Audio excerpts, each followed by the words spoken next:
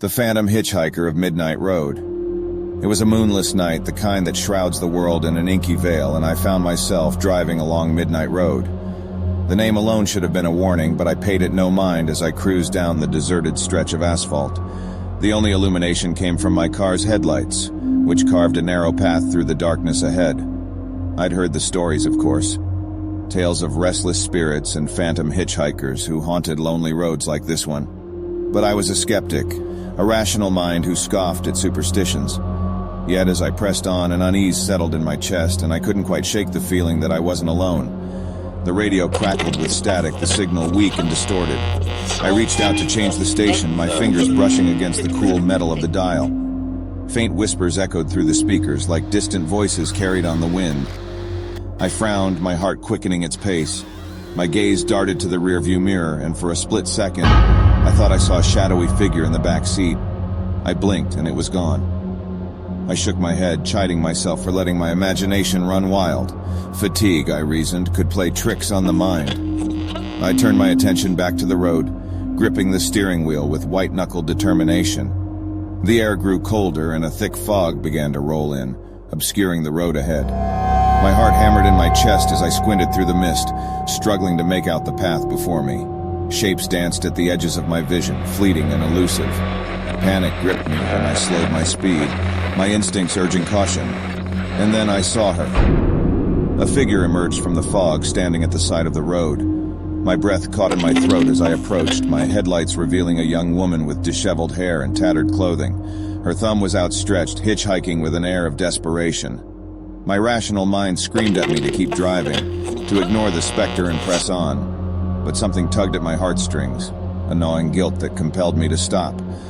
With a hesitant sigh, I pulled over and rolled down the window. "Need a ride?" I asked, my voice tinged with uncertainty.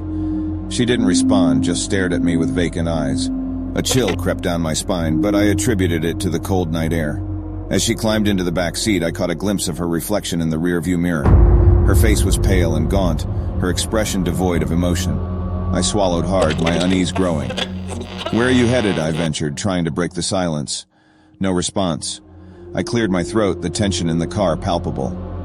"Are you okay?" I asked, my voice tinged with concern. She turned her head slowly, fixing her vacant gaze on me. "Home," she whispered, her voice like a distant echo. I nodded, unsure of what else to say. The fog seemed to cling to the car, thickening around us like a shroud. My grip on the steering wheel tightened as I navigated the treacherous road, the silence broken only by the sound of our breathing. Minutes stretched into hours, the road winding and twisting like a labyrinth. The air grew heavier, and the atmosphere was charged with an otherworldly energy. My heart raced as I stole glances at the rearview mirror, my pulse quickening with each passing mile. And then, as suddenly as she had appeared, the woman vanished. One moment, she was there in the back seat, and the next, she was gone. I slammed on the brakes, my heart pounding in my chest. I scanned the car, my eyes wide with disbelief. There was no trace of her, as if she had never been there at all. I stumbled out of the car, my legs shaky as I looked around, searching for any sign of the mysterious hitchhiker.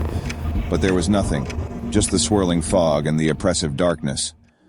I sank to the ground, my mind reeling. Had it all been a hallucination?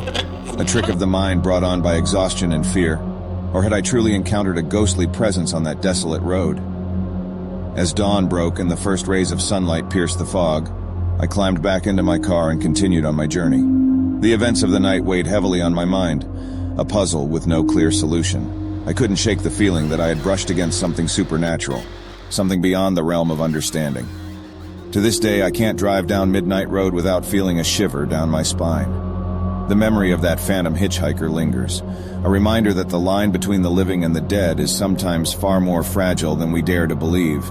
And as I navigate those dark, winding roads, I can't help but wonder if there are forces lurking in the shadows, waiting to reveal themselves to those who dare to venture into the unknown.